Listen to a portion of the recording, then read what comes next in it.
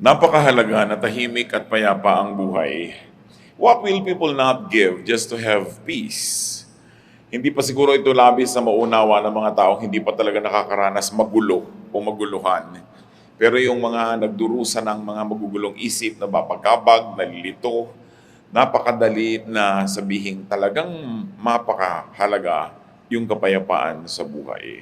At ito ang isa sa mga gusto ng Panginoon na ating tamasahin, a peaceful life. The Lord says, my peace I give to you, my peace I leave with you. At yung kapayapaan, sabi niya na hindi katulad ng ibinibigay ng mundo, kundi yung kapayapaan na galing talaga sa ating Ama. Ano nga ba yung kapayapaan na yun? At napakahalaga, paano yun nakakamit sa buhay? The life of peace, how to have and enjoy a life of peace. Yan po ang ating pag-aaral at nawa kasihan ng Panginoon ang ating fellowship sa sandaling ito. Ama namin, salamat sapagkat kayo Diyos ng kapayapaan, katiwasayan, katahimikan. Nawa ito ang aming maunawa at ito rin ang aming matamasa sa buhay na ito. Patawarin niyo po kami sa mga kasalanan namin, Panginoon. Punuin niyo po ang mga kakulangan namin. Linisin niyo po ang aming mga karumihan. Itindig niyo kami sa iyong harapan, Panginoon, ayon sa iyong awa at habag. At nawa, kayo po ay mangusap ng may kapangyarihan, maunawa namin at maipamuhay ang nakapagpapalaya ninyong karunungan. Lord, speak in power and majesty. Heal us of our spiritual sicknesses. Strengthen us and empower us, even physically, so that we may have the strength to focus on your word and on your blessing to us. Be our speaker, Father. Kayo po ang maging tunay na tagapangaral. Gamitin nyo lang lingkod nyong kasangkapan, pero yung karunungan nyo ang aming marinig at ang aming maipabuhay ngayon. Salamat po sa ngalan ng iyong anak na si Jesus. Amen. Kapayapaan, napakahalaga. How to have and enjoy peace. Proverbs 15:17. Contemporary English version po ang ating babasahin. A simple meal with love is better than a feast where there is hatred. So dalawang contrasting ideas, isang simpleng kainan at isang handaan, isang piging. Sabi niya, mabuti pa kung simple na lamang ang okasyon, simple ang pagkain at kainan, kung ang nangingibabaw ay pag-ibig. Kesa naman sa isang napakalaki ang granding handaan, pero may kagulo, may pagkakagalit at mayroong hatred. Totoo nga naman, kung minsan po sa kagustuhan nating malaki yung event, sobrang laki ng pangangailangan, sobrang dapat maraming preparasyon, malaki ang gastos, malaki yung stress, ang nagiging ending gulo. Kaya sabi niya, mabuti pa ang maghari, love. So it's one of the more important elements to have peace. Love. To love as verb, no? Because love makes peace possible. Pag may pagmamahalan, marami kang napapalampas. Pero pag may pagkakainisan, pagkakagalit, kahit maliit na bagay, napapalaki natin. So it's very important. You want a peaceful life? Be loving. For peace is a lot easier to attain when there is love. Mahirap pagmahal, totoo yun, pero mas mahirap magmuhi.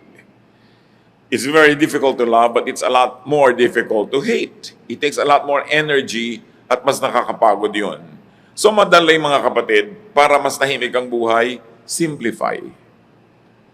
Kung kayang-kaya natin yung maluho, yung malaki, yung grande, maingay, talagang kapansin-pansin without sacrificing our peace, then go ahead. Pero kung masyadong magiging magulo, halimbawa, gusto nyo magpakasal, ang sobrang yung grande, ang gulo-gulo naman dahil ang dami-dami yung gagastusin, mangungutang pa kayo, simple na lang. Gusto niyo ng kasalan ng mga garden wedding, ang mga panahon sa Pilipinas, hindi mo masabi. So para tahimik ang buhay mo, magplano ka na agad indoor. Kahit umulan, bumaha, tuloy ang kasal mo, hindi yung ang dami mong iisipin. Alam niyo yung stress ng mga gusto magpakasal outdoors? Pagka sinabi na ng Pag-asa na malami darating na bagyo, papray na ng papray, isang linggo pa lang bago ikasal. Lahat ng tao nagpagod ka papray para sa kanila. Ang arte-arte kasi gusto pa garden. Kaya tuloy nahihirapan ng maraming tao. Ngayon sa araw ng wedding, kung gabi man yung wedding, umuulan sa umaga, hirap na hirap ang loob. Pati yung mga waiter, hindi malaman, ipapasok ba o ilalabas ang handaan. Ang gulo. Kaya sabi, simplify. You want peace? Simplify. Simpleng damit. Yung iba, sobrang garbo ng mga damit. 5 yarda ang belo ng bride. Hindi na tuloy makalakad dahil sumabit na sa lahat ng silya, sumabit na sa carpet, nakaladkad na niya yung buong mundo. So, ang hirap kasi masyadong maraming kaartehan. Kaya sabi dito, simplify. Better a simple meal rather than a feast. Magkakaroon lang pala ng hatred. Kayo na ang bahala mag-translate sa buhay niyo mga kapatid ko ano yung simple at alin yung magarbo. At alam nyo, nakakapagpagulo. Kahit sa andaan kuminsan, when you want a perfect na hain in more opulent homes, makikita mo kung paano nai-stress yung lady of the house na nakaupo with the guest kung yung mga katulong hindi marunong mag-serve. O nagkakamali, anong kutsarang inilagay dito, anong tinidor, saan inilagay si baso, nandidila talaga yung donya at kung pwede lang niyang kainin ng palihim yung katulong niya kasi yung reputasyon niya ang nakataya. So relax, gawin mo na lamang na, hindi na sit-down dinner. Gawin mong buffet. E di ang simple-simple, hindi ka pa sobrang napagod. At kung wala ng pagkain, wala na, di titigil na tayong kumain. Hindi yung sobra mong gusto magpa-impress, sobra mong gustong malaki yung statement, ang laki tuloy ng nakataya. At pag malaki nakataya, malaki yung pwedeng matalo. At pag malaki yung pwedeng matalo, stressed ka sa buhay. It's better to simplify. When people try to be more beautiful than they really are, when people try to stand taller than what they really are, they have to work hard so much at hiding the truth. Hindi tuloy sila nakakapahinga. Mabuting simple, mas mabuti yung inaamin mo na lang yung totoo ka as much as possible. Siyempre, hindi ka naman pwedeng 100% na totoo. Di ba? Meron ka namang ini-improve, which is normal. But alam mo dapat kung ano yung sobra na to, mapapagod na ako, this is no longer good for me and for everybody else around me. Simplify and your life will be much more peaceful. Proverbs 21:9. It is better to stay outside on the roof of your house than to live inside with a nagging wife. Siyempre, point of view yan ng husband. Dapat din pwede rin sabihin, than to live inside with a nagging husband kung husband mo naman yung nagger. Alam naman natin na sa Middle East, ang mga bubong ay pwedeng tirhan kasi flat. Pag naglagay ka ng kaprasong bubong uli doon sa ibabaw ng bubong na yun, kaprasong dingding, yun na yung upper room. So it is possible. But what Proverbs is saying is, mas masarap yung tahimik kahit nag-iisa ka na lang. Malayo ka na lang sa mahal mo sa buhay. Kung nagger naman ang lagi ang pinagdagagawa, kailangan tahimik ang buhay. Isang lesson dito mga kapatid, you want a peaceful life, don't nag. Mas marami naman talagang wives na guilty nito, pero hindi ito exclusive to women. May mga men, sila yung nagger. Don't insist on your own way. Bakit ba may nagnanag? Because somebody insists on your own way. Gusto ni Mrs. Pisang-pisang-pisang-pisa ang toothpaste. Yung walang natitira, hindi uka-uka, tuwid na tuwid. Gusto mo pala, di ikaw ang gumawa. What you want for yourself. Ikaw yung husband mo, gusto niya uka-uka, tabi-tabingi. Pareho lang naman kayo ng right bilang mag-asawa. Why impose on him na lagi niyang gandahan yung pisa ng toothpaste? Di ba? O gusto mo bumili kang dalawa, isa sa iyo, isa sa kanya. Tahimik ang buhay. But why impose your values on somebody else? Because you think you're better? Because you think you're superior? Kaya nagkakagulo mag-asawa. Because you impose. Gusto nung isa ang lamig-lamig ng aircon, gusto nung isa mainit, maghiwalay kayo ng kwarto.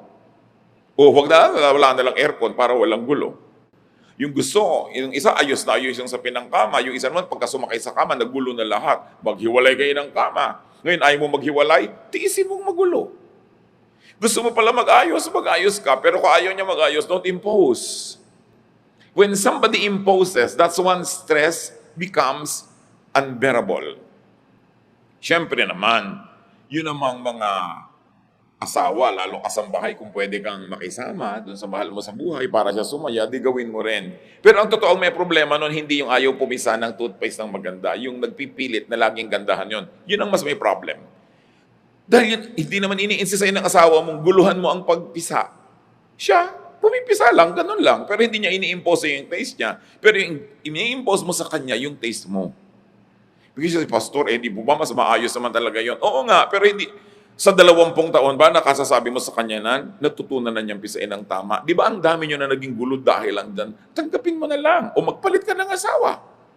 Hindi mo naman magagawa, bumili ka na lang ng extra toothpaste. O ayaw mo naman, pagtyaga mo tabi-tabingi. Alam niyo ibig sabihin, may mga babae kasi ang gusto, pag pinisama yung toothpaste, lahat nandun sa dulo, yung malapit sa labasan lahat at pantay dapat. At araw-araw yun ang problem.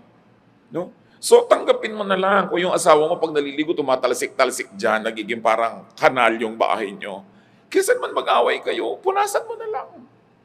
O magdalawa kayo ng banyo kung meron kayong budget. Pero hindi pwedeng i-insist mo sa kapwa mo kaning gusto mo, kahit asawa mo siya. We were created as individuals with individuation. Don't nag, don't insist on your own way. What you want for yourself. What you want done, do yourself. Hayaan mo yung isang tao kung gano'n ang kanyang ugali. Pero siyempre, kung kakausapin naman ito yung kabila, pagbigyan mo naman yung misis mo kung magagawa mo. Pero alam niyo, yung likas ay likas eh. Can a leopard change its spots? Sabi nga nila, you cannot teach an old dog new tricks. I have seen couples na talaga yung pagpisa lang na ganyan, yung paglagay ng maruming damit sa ropero, yung pagsasampay ng basang bimpo sa tuwalya sa kanilang banyo, taon na nilang pinag-aawayan. Hindi na matahimik na malaman mong, oo nga, no, ba't lang pinag-aawayan nito? Tatahimikan ko na lang ang buhay ko, hayaan mo siya yung gusto niya. Kasi paggalang din sa kapwa yon, yung hindi mo ini-insist ang gusto mo. Meron naman mga asawang hindi marunong mag-spell, kinokorek ng asawa over dinner table. No? Yung ang pronunciation, ikinokorek. Para lang ipakita sa ibang, actually, marunong ko mag-pronounce, yung asawa ko lang hindi marunong. So, ikokorek ko in public. Pagpapasikat yun yabang. At the expense of the one who loves you and at the expense of the one you love. So, dapat mga kapatid, if you're above 25, especially above 35, alam mo na yung mga ways na troublesome at alam niyo na yung ways na peaceful. Go for peace. Most of our troubles are self-manufactured. Ngayon, kung ikaw naman yung asawang ninanag, don't invite nagging para din tahimik. Do your part, do your duty, do what you must. Kung pwede mong pagbigyan, para tahimik kayo, di pagbigyan mo. Move on time. Yun naman mga ninanag kasi, kung anak yung ninanag, hindi pa kasi sumusunod agad. Kung sumusunod ka na ba naman agad, di tapos na rin yung nagging. Many people nag because they don't get the results that they want. So you want them to stop nagging, give them what they want. They'll stop.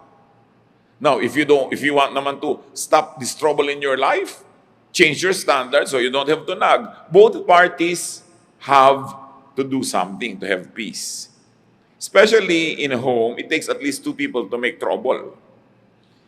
At kung ikaw yung laging ninanag, do things well. Lalo yung mga anak, may karapatan naman ng mga magulang yung inag kayo because ninuhubog kayo sa tamang ugali. Tsaka siyempre sila yung may authority sa bahay So, kailangan ka mag-conform sa ganong authority. But family members, stay away from vexations. Kung ikaw yung may tendency to nag, check yourself and nag less. Change your standards. Value peace in the home more than your sense of orderliness or your sense of what should be. Ngayon, kung ikaw naman lagi yung ninanag, pagbigyan mo yun ng nanag para tumigil na rin siya habang kaya mo. Kung ikaw yung lagi nalang pinapaalalahanan, tandaan mo na para hindi ka napapaalalahanan. Mahalaga tahimik. Do not allow yourselves to be vexed. Sabi nga close the door that brings in the draft. Isang Arabic saying. Kung ano yung laging nagiging dahilan ng pag-aaway, solve nyo yun para matahimik na yun at matapos na once for all. Kasi alam nyo yung may trouble, lalo sa sambahayan, para ka naglalakad, nakasapatos ka na may bato sa loob. Masakit, mahirap. Why live with it when you can live without it comfortably? But it's only a matter of deciding that, yes, I'm going to value peace. More than the standards that I like, and probably more than my personal inclination, mas mahalaga that there's a climate of peace. If you have to choose, settle for physical rather than spiritual or emotional discomfort. Meron kang benefit. It will give you more money. It will make your life more comfortable. It will give you more things. Pero alam mo, dadalahin ang konsyensya mo, mababagabag ka, mahihirapan ang loob mo. Mas pahalagahan mo, kapatid, yung kalooban mo. Nothing outside the body can compensate for something that is sick inside it. Lalo kung espiritu o puso. So magbigay na, maglingkod, para ka nalang matahimik.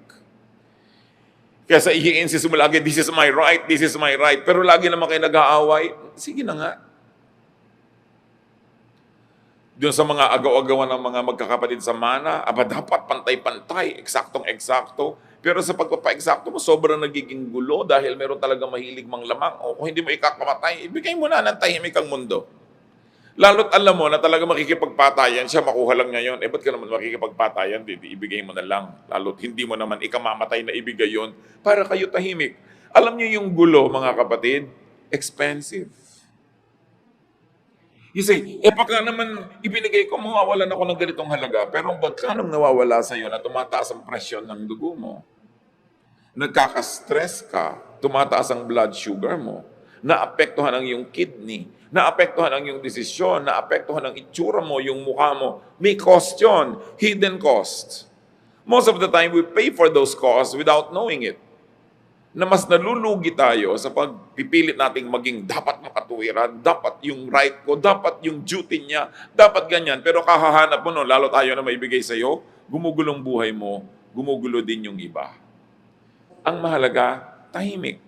Kaya ang sabi ng Panginoon sa Matthew 5:41-42, if a soldier forces you to carry his pack 1 mile, carry it 2 miles. When people ask you for something, give it to them. When they want to borrow money, lend it to them. Ang kahulugan lang nito, kung alin yung makakapagbigay sa ng kapayapaan kahit merong konting cost, pahalagahan mo yung kapayapaan. Nung araw po yung mga Roman soldiers, they could force any citizen of the countries that they conquer to carry their pack for 1 mile. So pag may mga nagmamarch na Roman soldiers, gusto niya ipadala yung gamit niya sa'yo, pwede niya talagang hingin yon 1 mile. Duty mo yon dahil citizen ka ng empire na yon. Pero sabi nga, pinipilit ka magdala ng 1 mile, gawin mo pang 2. Kung yun na ikakatahimik ng buhay mo. Kesa pagpipilit mo na ayoko, pero gumulo naman ang buhay mo, dalin mo na nakapag-exercise ka pa. Yung may umuutang sa'yo, tago ka ng tago, dumadaan ka pa sa bintana, halos magkahulog-hulog ka, nagkakasinusunungaling ka sa pagtatago, may ipapautang ka naman, pautangin mo na nang umalis na. Tahimik ka na, kesa ayaw umalis sa tapat ng bahay mo. Ang sinasabi lang ng Panginoon dito, maraming bagay na may halaga, hindi lang pera ang mahalaga. So kung yung pagpaparaya, yung pagbibigay, yun ang makakapagpatahimik sa buhay mo, yun na lang ang pahalagahan mo. Marami mo sabi, hindi yata dapat, hindi dapat. But look at your life kung tahimik kayo. Kung payapa kayo. Kahit naman ayaw mong pumayag, pinipilit ka pa rin nila eh. Kahit tumatanggi ka, nandiyan pa rin hanggang hindi nila nakukuha yung gusto nila. So it's up for you to decide, which is more important to me at this point. Matahimik ako at mawala siya sa harap ko o ipagpilitan ko na ayaw ko magbigay sa kanya. Another way, of course, to peace is to do your duty. Katulad nga nun, yung soldier, pinagbubuhat kanya ng 1 pack for 1 mile, it's your duty, do it. Tulad din ng mga husband, hindi naman natin gustong konsintihin yung mga husband na ayaw ayusin yung paggamit nila ng mga banyo, pero duty nyo rin to please your wife. The Bible tells the husbands, please your wife. At hindi mo naman ikamamatay na ayusin yung pagpisa ng toothpaste, huwag mong basahin yung sahig ng banyo, isampay mo ng mabuti yung damit mo doon, gawin mo na yun para tahimik ang buhay. Wala tayong kinakampihan dito. Ang lagi nating sinasabi, pareho dapat. Hanapin nyo sa inyong kalooban na maging mapagbigay para tahimik ang buhay. Kasi ipinagpipilitan nyo yung gusto nyo, nasusunod nyo yung gusto nyo, pero magkaaway naman kayo, hindi kayo nag-uusap. Ikaw nga, natupad yung gusto mo, doon kayo sa ganung restaurant kumain, lahat naman ng kasabay mo ayaw kumain, walang gana, ikaw lang yung gustong kumain, mawalan ka rin ng gana. So dapat marunong ka magbigay para tahimik ang buhay. And of course, the Lord also teaches us to yield. Kailangan magparaya. Go beyond the call of duty. Yung mga iba, lapas ng oras ko ng trabaho. Wala ka rin namang gagawin. Ang traffic din naman. So bakit hindi ka nalang magtrabaho dyan para may na-accomplish ka pa? Yung sabi mo, lampas-lampas na yan sa duty ng isang anak o magulang o manugang. Mano namang lumampas ka? Kung nakapag-please ka, tumahimik ang buhay, namahal ka, kung lumaon, siya din lalampas sa dapat lang at magiging mas mabuti rin sa'yo. In other words, magpauso ka ng kabutihan. Kasi sinasabi na, If somebody forces you to walk 1 mile, walk 2 miles. No? Sabi pa nga ni Lord, sinampal ka sa kaliwa, ibigay mo pa yung kanan. Kaliligaya ba niya? Gusto mo pa? Of course, it's a figure of speech. Isang pagmamalabis. Pero ibig sabihin lang, huwag ka masyadong matuos. Huwag laging compute ka ng compute, ay lugi na ako, lampas na. Kung kaya mo pa magbigay, ikaw pa yung magbigay para magpauso tayo ng climate of peace. No? Habang kaya. Because peace has a price. Trouble has a price. Pareho lang tayo magbabayad, doon na lang sa peace. Vexation has a very costly price. Yung hindi ka matahimik, no?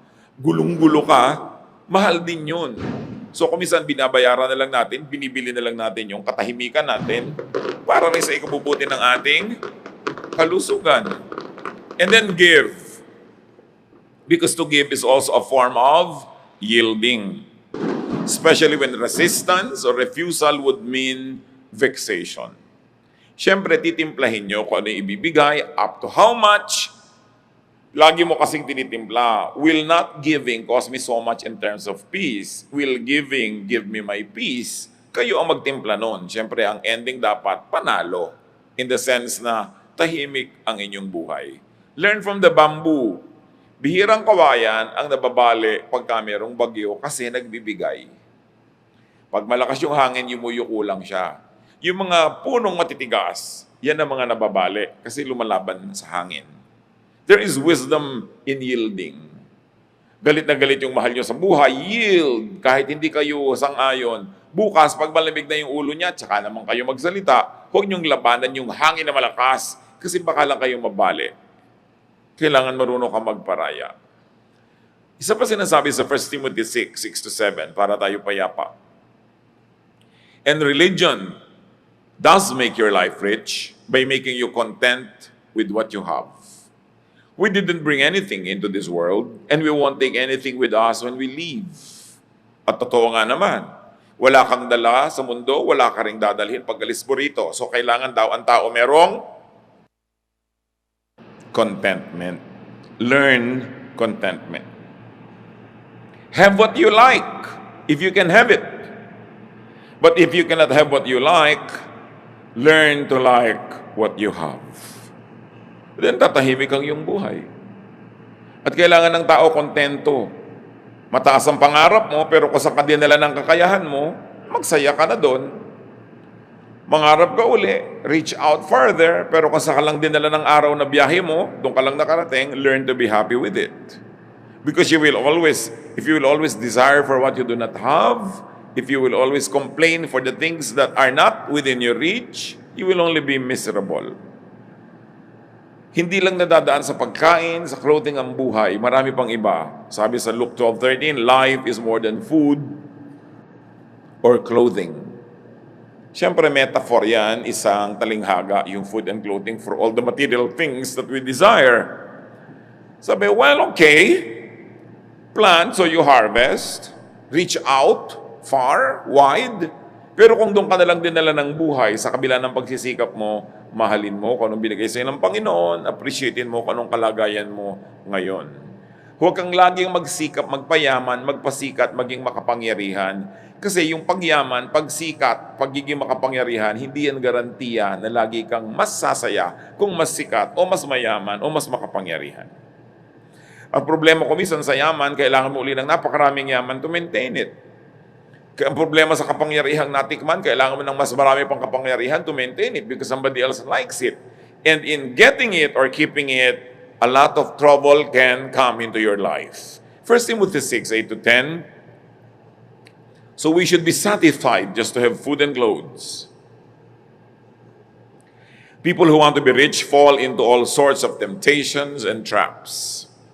They are caught by foolish and harmful desires that drag them down and destroy them. The love of money causes all kinds of trouble. Some people want money so much that they had given up their faith and cost themselves a lot of pain. Sabi, kailangan maging satisfied ka with simple things. Yung sinasabi namang food and clothes, talinghaga sa simple. Hindi sinasabing magpakasimple ka na lang all your life, pero kung yan na lang talaga ang narating mo na hindi mo sinacrifice ang pagiging mabuting tao, ang pagiging anak mo ng Diyos, well, learn to be happy with it. Sabi yung sobrang pagnanasa na yumaman o magkaroon ng sobrang higit-higit sa kailangan naman nila, na ububulid lang sila sa napakaraming mga gulo. Natatrap sila ng kanilang mga kung ano-anong pinagkakagawa para lang makuha nila ang kanilang mga gusto. The trouble with having a lot of wealth is that everybody else wants it, so you have to keep fighting them to keep it. The same with power, the same with fame. Same with beauty. Pag binayayaan ka ng Lord ng kagandahan, masatisfy ka. At kung na-maintain mo yan sa parang hindi naman nasisira ang kalusugan mo, buhay mo, budget mo, well, do it. Pero kung nasisira na yun, hayaan mo nang tumanda ka. Diba? Kesa naman sa umabot na yung pusod mo sa pisngi mo, akala ng mga tao, dimple. Eh yung pala talaga namang sobrang operasyon na pinagkakagawa mo, tanggapin mo na may edad ka. Tahimik naman yung buhay mo kasi hindi yung natatakot ka, baka kung ano yung pinaglalagay mo sa katawan mo, tapos ngayon tumatabingi na siya, nagkakaliko-liko na siya. Yung mga tattoo mong kilay nagiging berde na, yung mga inimplant na sa'yo umiimpes, lumalakad na yung mga kung ano-anong bahagi ng anatomy mo, di ba maguguluhan ka nun? So, konting ayos, may effect, pero dapat alam mo kung ano yung magbibigay sa'yo ng gulo at huwag mo na lamang pagsikapan yun. Opt for peace more than for beauty. No? Kasi yung nagpapaganda pa ng sobrang maraming repair ginagawa, napagtatawa ng patuloy pagka nagkakamali-mali na yung nangyayari sa mukha niya. Alam niyo naman, nagtatawa naman, mga inggit kasi yun eh.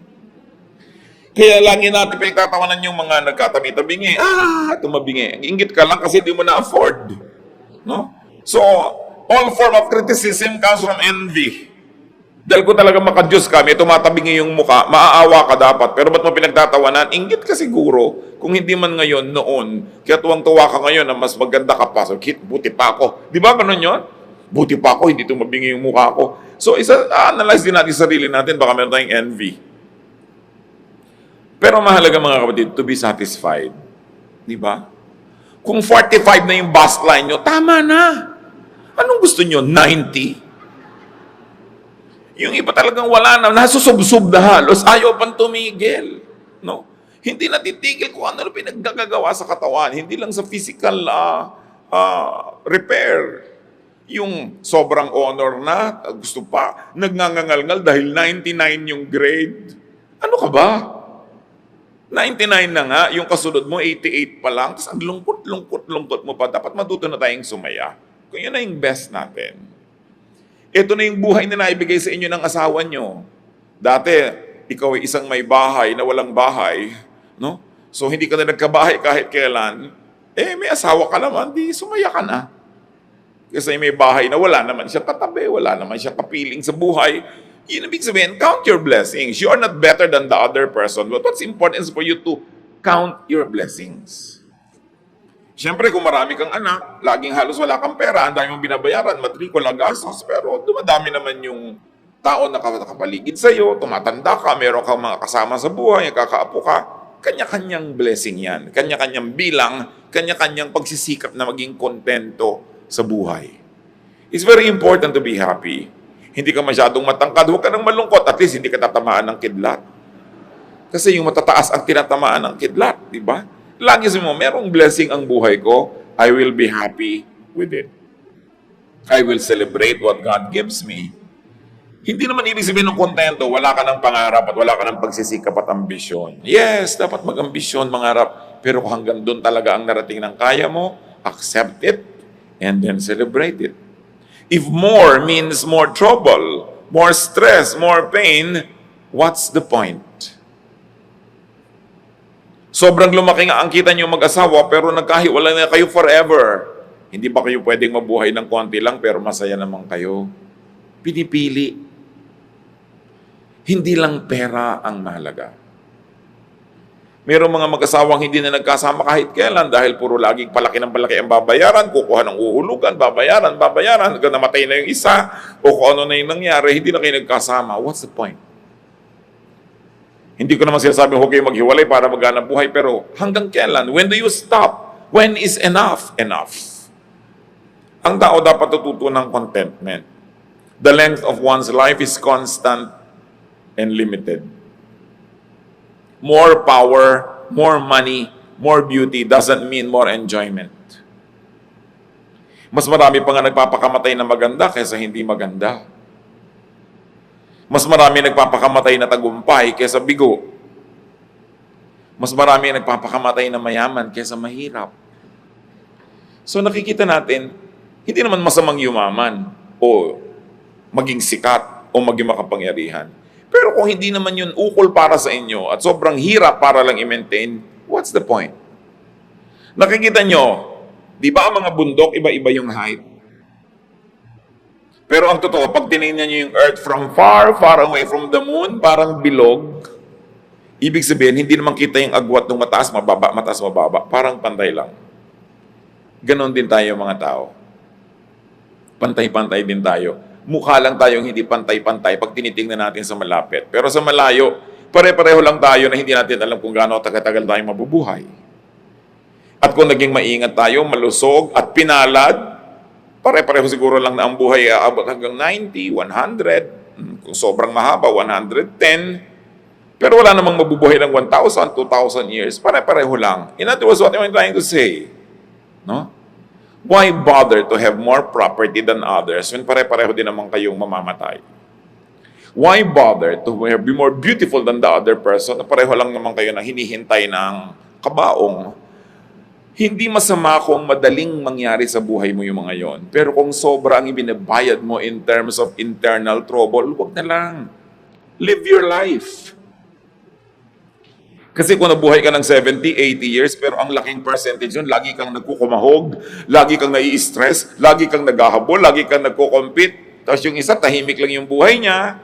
Kumikita ka halimbawa ng times 100 ng income niya, pero mas marami siyang katahimikan, mas marami siyang tawa sa buhay, mas marami siyang oras na maglibang, magsaya kasama ng mga kamag-anak niya, mas marami nga yung pera mo, pero pareho rin naman kayong tig sa 70, 80 years lang eh. Pero ang totoo nun, mas nag-enjoy siya.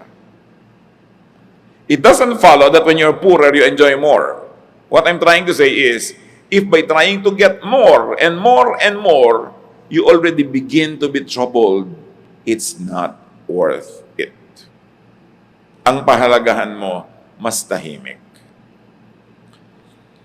Meron kang sasakyan, sarili mong sasakyan, pwede mong ipasada ng 20 hours a day. Ang dami mong kita, pero pag ipinasada mo siya ng 8 hours a day lang, may oras ka sa pamilya mo, may oras ka magpahinga, bakit mo papatayin ang sarili mo? Madadali lang ang buhay mo. Dapat alam natin when to stop. Ecclesiastes 3:12-13, I know the best thing we can do is to always enjoy life. Because God's gift to us is the happiness we get from our food and drink and from the work we do. So ang itatanong mo, mag-e-enjoy ba ako dito? Mag-e-enjoy ba ang mga mahal ko sa buhay? Mag-e-enjoy ba kami? Kasi kung ang tanong hindi naman, why do it? Mag-organize tayo ang laki-laki-laking party. Pero mag-e-enjoy ba tayo to do it? O may stress tayo? Mangungutang tayo? Manghihiram tayo ng kung ano-ano? Why don't we just simplify? Gusto natin ng napakamahal na kasalan, mag-e-enjoy ba tayo o nagwo-worry tayo? Habang ginagawa natin yon, ang alalahanin natin ay bayarin. Gusto natin ay ganito kalaking bahay, pero mag-e-enjoy ba tayo habang ginagawa yan? O magkakautang-utang tayo at magkakagulo-gulo? What's the point? Minimize pain. That's what's important in life. Study history. Sa palagay nyo ba yung mga karaniwang magbubukid at yung mga presidente ng mga republika, sigurado kayo na mas nag-enjoy yung mga presidente? Hindi nyo kayo sure. Hindi masama maging presidente, pero kung makikipagpatayan ka sa mga kaibigan mo, makikipagtakwilan ka sa mga kamag-anak mo, kailangan mo pang pumatay at mandaya at magsinungaling, what's the point? Achieve as much as you can as long as it doesn't sacrifice your relationship with your God, with your loved ones, and with your fellow men. Pero kung ibabayad mo na yung mga higit na mabubuting bagay, what's the point? Minimize pain by minimizing your needless desires. Then maximize pleasure by enjoying what all you already have instead of ignoring it and trying to have more and more and more. And when you get more, you have no time to enjoy it because you have to work so hard just to maintain it. And then you do the most good because that's what God wants.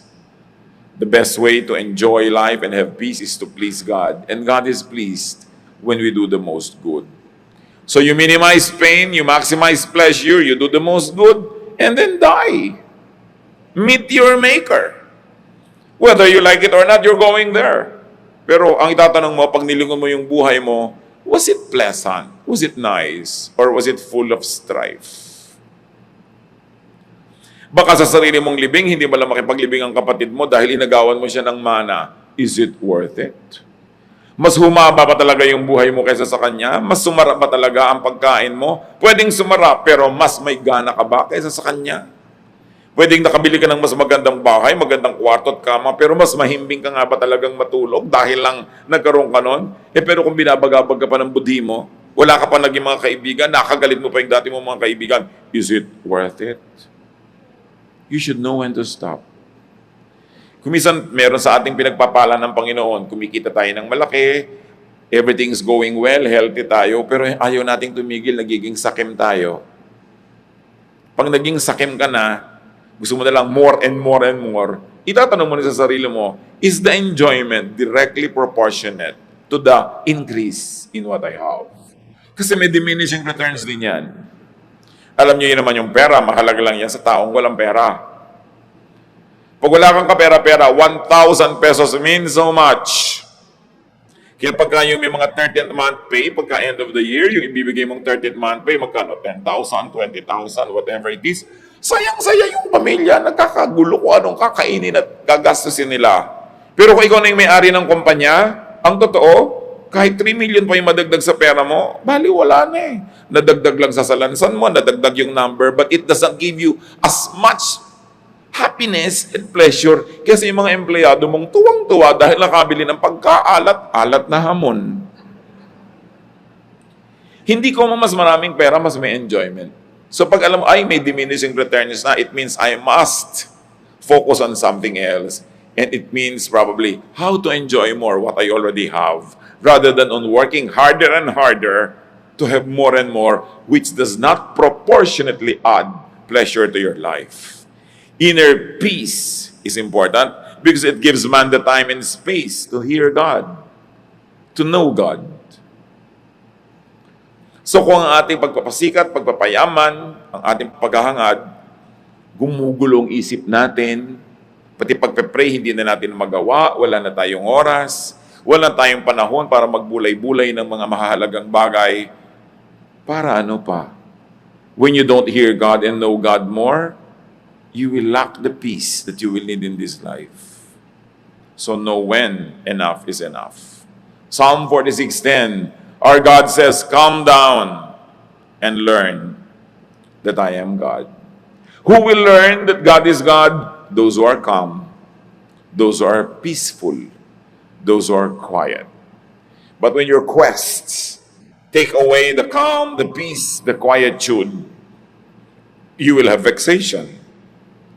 The more vexed you are, the less of God you will have because it takes peace to know God. And when you make it your priority to have peace, you know God more. Knowing God gives you more peace. Then you're able to know God more, and then you're able to have more and more peace. But the less peace, the less of God, the less of God, the less peace, baligtad, paubos ng paubos. Kaya huwag natin pabayaan na tayo ay magulo, mga kapatid. Magparaya. And it's very important that you enjoy life. You're working, enjoy it. Huwag niyong isumpa yung trabaho niyo. Kasi kung ayaw niyo, di mag-resign kayo. Ayaw naman mag-resign, di mahalin nyo. Kesa nandyan, tas ayaw nyong mahalin, wala naman kayong choice, hati ang loob nyo. Ba, nagpipinta ka ng mga gulong ng jeepney, kung yun ang trabaho mo. Tas inaiinis ka, nagagalit ka sa buhay mo, inuumpog mo yung sarili mo habang ginagawa mo yun. Pero kailangan mo rin namang gawin, lugi ka dahil ginawa mo, tas hindi ka nag-enjoy. Kailangan mo rin namang gawin, di-enjoyin mo na siya. It's important to teach yourself to love what you do. Yan ang itinuturo sa atin ni Solomon eh. Find pleasure in what you do. Huwag yung ay Lunes na naman, ay umaga na naman. Ano mas gusto mo namatay ka na kagabi para wala ng umaga? Huwag nyo nga pinagsasasawing, hay, umaga na naman, laging, wow, Lord, thank you. May umaga na naman. I have another day to eat, to drink, to enjoy life, to make money, or to do something nice. It's always a privilege. Lahat ng hindi pwedeng iwasan, dapat enjoyin. Kasi hindi mo lang pwedeng iwasan, enjoyin mo na. Yun ang sign ng intelligence if it's not a sign of spirituality. But in any case, brothers and sisters, always prioritize your inner peace. Lagi niyong itanong, ano ang effect nito sa inner peace ko? O mga dalaga na mahilig magpakasal sa garden. Alam niyo kung bakit nakakainitan ko yung garden wedding na yan? Kasi ako yung nagkakasal. Nakaka-stress. No? Ako minsan ang lakas-lakas ng hangin, parang layag na binta na yung belo ng babae. Daling kaya ng hangin tong babaeng ito nang malaman niyang hindi tamang dito siya nagpakasal sa ibabaw ng bundok. No? So sasabihin mo, okay, gusto namin ng ganitong wedding, pero may kakaroon ba ako ng inner peace? Na lagi ako nag-iisip, paano kaya yung weather? We cannot control it. O, ibaba mo na lang, maglagay ka na lang ng mga plastic na halaman dyan sa loob at manuwari hardin. Lagyan mo ng mga tuko kung gusto mo para hardin na hardin ang effect. Hindi ka pahihikain. No? So, ano ba talaga ang gusto mo sa buhay? Will it give me inner peace? Ayaw ng anak mo ng isang kurso, ipinagpipilitan mo. Will it give your anak inner peace? Will it give you inner peace? Anong gusto mo lang? Gusto mo lang magkaroon talaga ng anak na engineer o dentista kahit hindi kayo peaceful? Ayaw ng asawa mo na ganito ang gawin mo sa bahay ninyo, pero gustong-gusto mo. Ang tanong is, will it give me inner peace? I want to arrange the furniture, pero walang budget. Will it give you inner peace? Will it give the other members of your family inner peace? Bihira kasi natin, mga kapatid, nilalagay sa equation yung peace. Okay, nagagalit ako sa kanya, gusto ko siyang kausapin. Will it lead to peace? Will your method bring about peace? Okay, naihinga mo yung gusto mong sabihin, sumaya ka, namura mo yung gusto mong murahin, napagalitan mo yung gusto mong pagalitan, but did it bring peace? If it didn't, it's not worth it. Because we, the children of God, are to be called peacemakers. Hindi lang tayo nabubuhay para pagbigyan yung katinang bibig natin, na yung gusto natin pawalang salita, kahit maanghang yun, o mahapdi, o masakit, o matalim, papawalan mo. Ang tanong, will I be called a child of peace? A peacemaker. After I have done this, always have peace. And make it your ministry to give peace. Not always to give a lesson, to give a lecture. Give peace.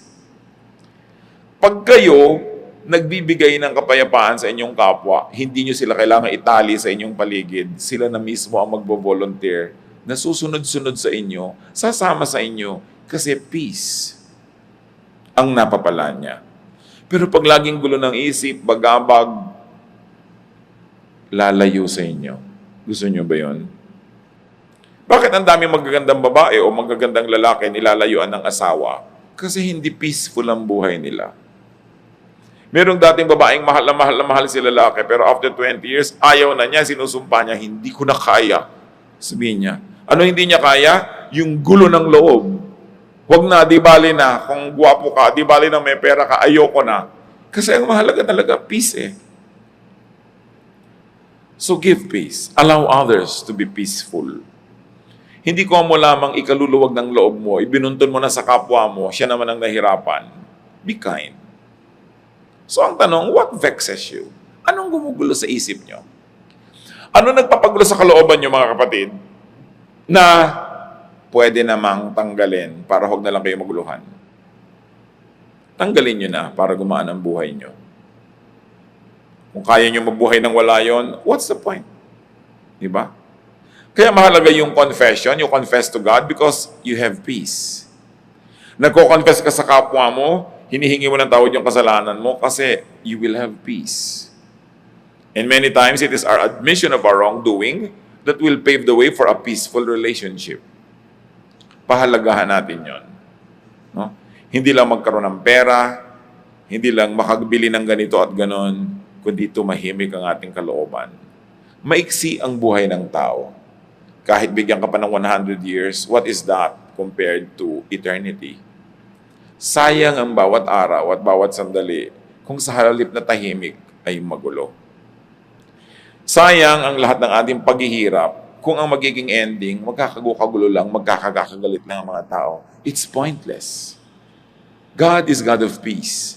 And if there's one gift that God would like us to enjoy, it is a life of peace. But for us to enjoy it, we must be able to identify the causes of vexations and troubles, and in the name of Jesus, get rid of them. Open your hearts up to God and allow His methods of peace, His ways of peace, which is to be humble, to be kind, to be contented, and to be willing to be corrected.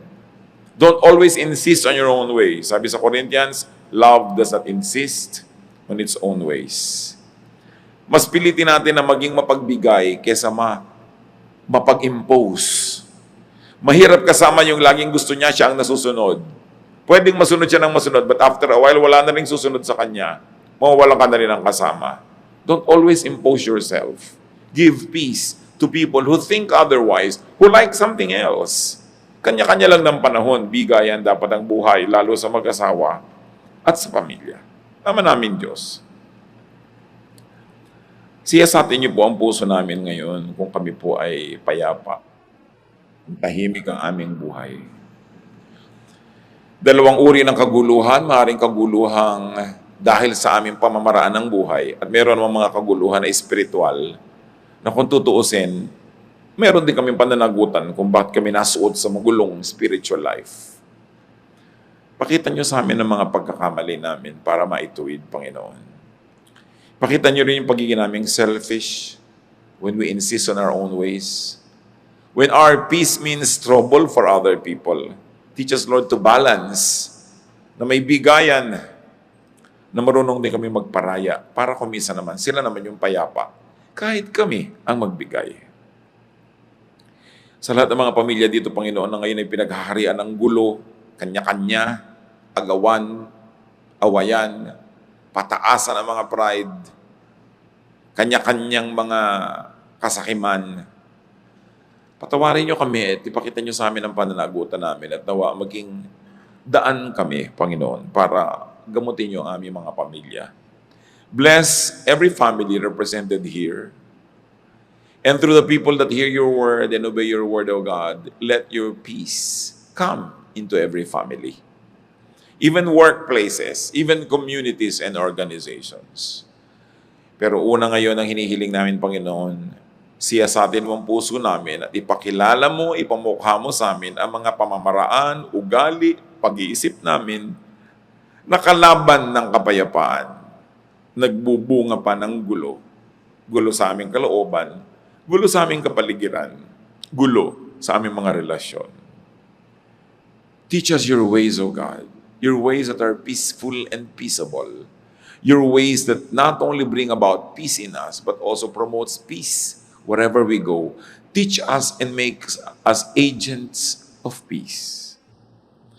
Lalong-lalo, Panginoon, kung kami may influensya, maybe our office, our job, our work, our job description, our rank, our title, sinusuko namin ito, Panginoon, para maging kasangkapan mo ng kapayapaan. Lalong-lalo ang aming mga dila na madalas sa katabilan nagiging sanhi ng gulo imbes kapayapaan. Turuan mo kami, Lord, na pag kami mga kakilala kami na nagkakagalit, huwag kaming kumampi, kundi maging agents of peace. Huwag naming abusuhin ang aming kapangyarihan o office para apihin yung mga kalaban namin o kalaban ng mga mahal namin sa buhay. Kundi habang kami may office, may official work, may title, that we be fair. Maalala namin na ang bawat trabahong binibigay mo sa amin is your trust. And you want us to be agents of your peace and fairness and justice. Teach us, O God. Magbulay-bulay tayo, mga kapatid. Pakinabangan natin ang sandaling ito. At nang tayo'y magiging lalo pang tahimik, ang lahat ng kilala natin ay matahimik dahil sa ating impluensya. At ating mga tahanan, mas lalong magkaroon ng kapayapaan dahil sa ating mga pamamaraan. Lord, in silence, May you allow us to reflect. Teach us how to enjoy lives of peace.